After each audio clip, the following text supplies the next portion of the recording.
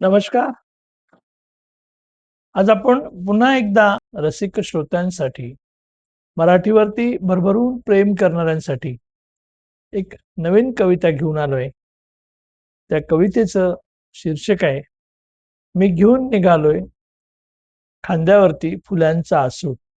आपण आता माझ्याच कविता संग्रहातली मी पसरवले नाही हात कुणापुढे या कविता संग्रहातील कविता तुमच्यासाठी घेऊन आलोय. कवितेचं नाव आहे, मी खांद्यावर घेऊन निघालोय फुल्यांचा आसूड.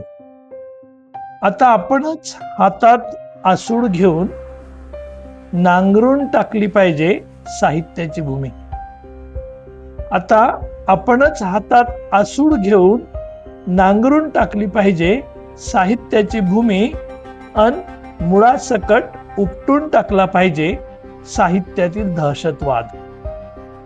सैनिक लढतो सीमेवर, त्याच्या पुढे असतो शत्रू, तिथे समोरासमोर असतो हल्ला, पण साहित्यिक हल्ला दिसत नाही. सैनिक लढतो सीमेवर, त्याच्या पुढे असतो शत्रू, तिथे समोरासमोर असतो हल्ला, पण साहित्यिक हल्ला दिसत नाही.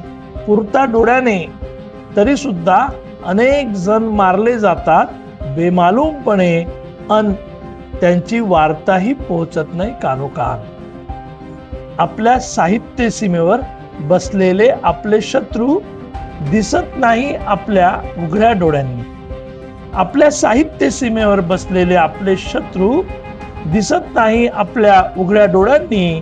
ते वावरत असतात आपल्या भोवताल.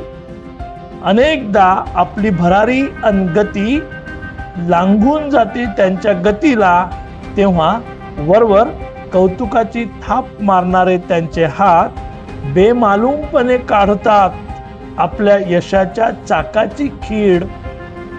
बेमालूमपणे काढतात आपल्या यशाच्या चाकाची खीड, लक्षातही न येऊ देता.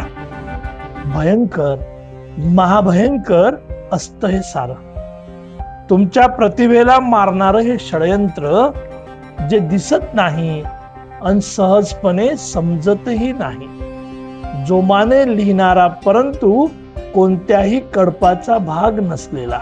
लक्षात ठेवा, जोमाने लिहिणारा परंतु कोणत्याही कळसाचा भाग नसलेला, हुजरेगिरी न करणारा, त्यांना हवी तशी पार्टी न देणारा, मरत राहतो वरच्यावर त्यांच्या सूडबुद्धीचा बळी होऊन, पण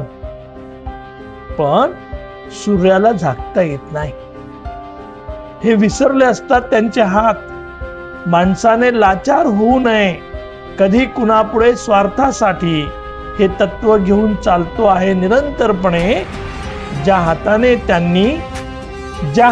त्यांनी केला कधी काळी घात, मग तेच हात एक दिवस वाजवतील टाळ्या तुमच्या यशाच्या प्रकाशात उजळून निघण्यासाठी. म्हणून मी खांद्यावर घेऊन निघालोय महात्मा फुल्यांचा आसूड, येथील साहित्याची भूमी नांगरण्यासाठी, सुपीक बनवण्यासाठी, येथील साहित्याची भूमी नांगरण्यासाठी आणि सुपीक बनविण्यासाठी. धन्यवाद.